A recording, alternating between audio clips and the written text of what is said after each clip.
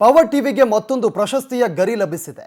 ಬೆಂಗಳೂರಿನ ಅರಮನೆ ಮೈದಾನದಲ್ಲಿ ಶ್ವಾಸ ಯೋಗ ಹಾಗೂ ಸಂತೋಷ್ ಲಾಡ್ ಫೌಂಡೇಶನ್ ವತಿಯಿಂದ ಯೋಗ ರತ್ನ ಪ್ರಶಸ್ತಿ ಪ್ರದಾನ ಮಾಡಲಾಯಿತು.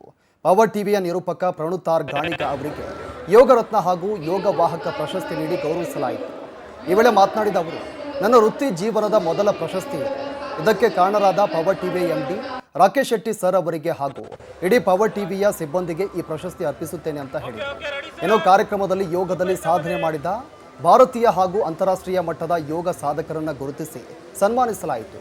ಕಾರ್ಯಕ್ರಮದಲ್ಲಿ ಸಂಸದ ಬಸವರಾಜ ಬೊಮ್ಮಾಯಿ, ಸಚಿವ ಕೃಷ್ಣ ಬೈರೇಗೌಡ, ಸುತ್ತೂರು ಮಠದ ಸ್ವಾಮೀಜಿ, ಸಿದ್ಧಗಂಗಾ ಮಠದ ಸ್ವಾಮೀಜಿಗಳು ಸೇರಿದಂತೆ ಹಲವು ಮಠಾಧೀಶರು ಭಾಗಿಯಾಗಿದ್ದರು.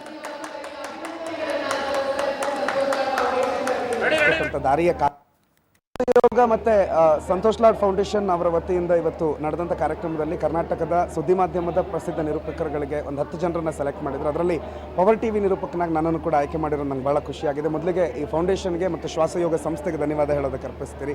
ಅದ್ರ ಜೊತೆಗೆ ನಮ್ಮ ಪವರ್ ಟಿವಿ ಮುಖ್ಯಸ್ಥರಾಗಿರುವಂಥ ರಾಕೇಶ್ ಶೆಟ್ಟಿ ಸರ್ಗೆ ವಿಶೇಷವಾದ ಅಭಿನಂದನೆ. ಯಾಕಂದರೆ ಇವತ್ತು ನಾನು ಈ ವೇದಿಕೆ ಮೇಲೆ ಇದ್ದೀನಿ ಅಂತಂದರೆ ಅದಕ್ಕೆ ನೀವು ಕೊಟ್ಟಂಥ ಅವಕಾಶ, ನೀವು ತೋರಿಸ್ಕೊಟ್ಟಂಥ ದಾರಿಯ ಕಾರಣ. ಈ ಇಡೀ ಅವಾರ್ಡನ್ನು ನಾನು ಪವರ್ ಟಿವಿಯ ಇಡೀ ಕುಟುಂಬಕ್ಕೆ ಅರ್ಪಿಸೋದಕ್ಕೆ ಬಯಸ್ತಾ ಇದ್ದೀನಿ. ಇವತ್ತಿನ ಈ ದಿನ ಬಹಳ ಖುಷಿಯಾಗಿದೆ.